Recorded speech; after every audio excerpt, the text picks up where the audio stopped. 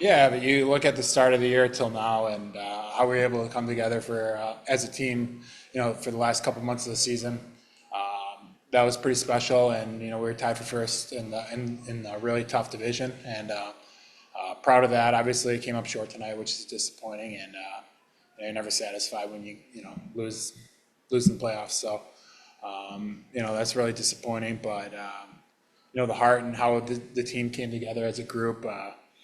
Towards the end of the year, and ups and downs, especially at this level, guys up and guys get called up, and guys get sent down, and there's a lot. So um, um,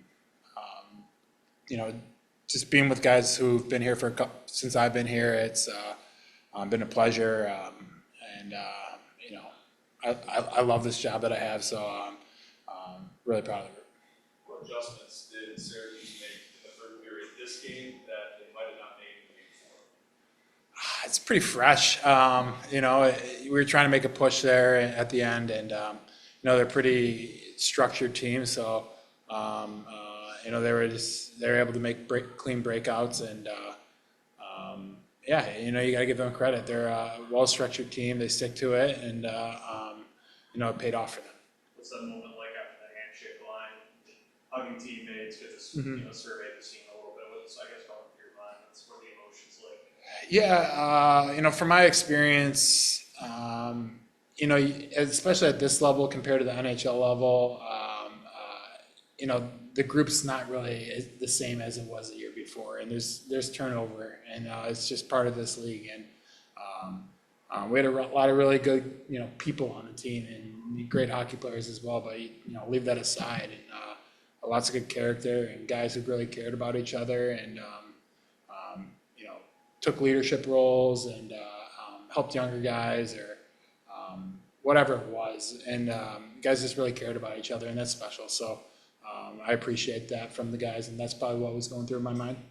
Mersch, is that the hardest part when you don't finish on top in your season ends like this? Is the hardest part just thinking about the group and wondering what could have been or what will be next year? Yeah, obviously, it's always tough, and there's always, when you lose, it's shoulda, coulda, woulda type of stuff. But one thing I said is these games and these playoffs, they're like gold, especially as you get older. It's you don't get these types of games sold out. Buzz around the team, and support from the city, and special group that cares about each other and cares about playing for the Amerks.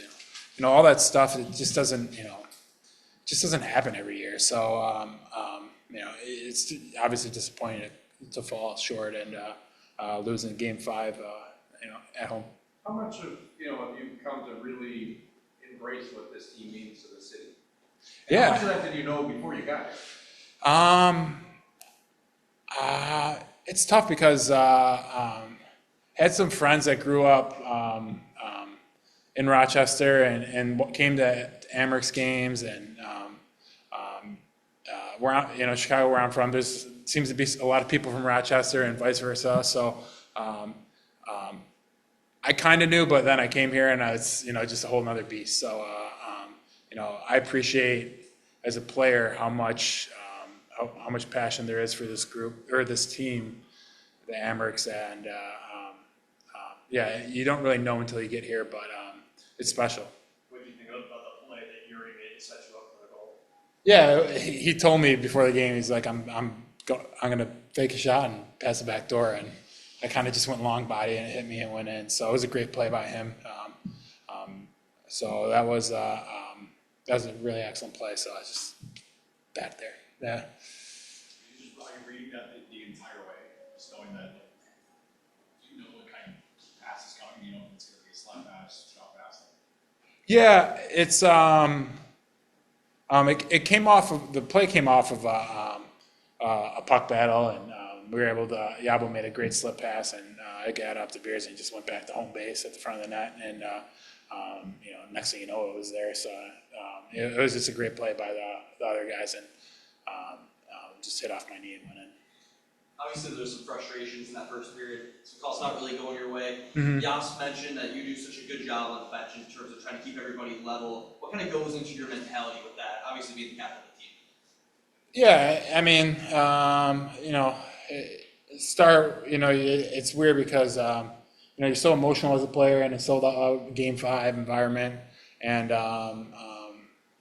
it's just like you try to get your footing a little bit. And it took us a little bit of time, unfortunately, to do that. And then, the game's against the other team. It's not against the refs. So that's nothing. So, as a team, I just want us to focus on, competing against opponents and, not necessarily refs. They do a great job. I think, what were the penalties in the game? 3-3? I think so. 3-3 or 3-2 something. Yeah, so they were tight, and there's nothing with them. We just need to stay focused on the game. How do you kind of just deal with the emotion of possibly or thinking that, it could be like last year, you might play till June and all of a sudden it's over? Yeah, it's tough. It just does. This right now doesn't feel real to me. It just happens so quick. You're practicing all week and you're gearing up for a game, and then bang, it's over, and we're in here talking. It just happens so quick. So there's a lot to digest, especially 76 games and preseasons and training camps, and from the start of the year till now, there's a lot to digest. But when you look back at that type of stuff, and players on this team who've worked and pushed and had success and failures and success again, and you look at all that stuff, and there's things to appreciate throughout the season. All right, thanks everyone. All right. Yep.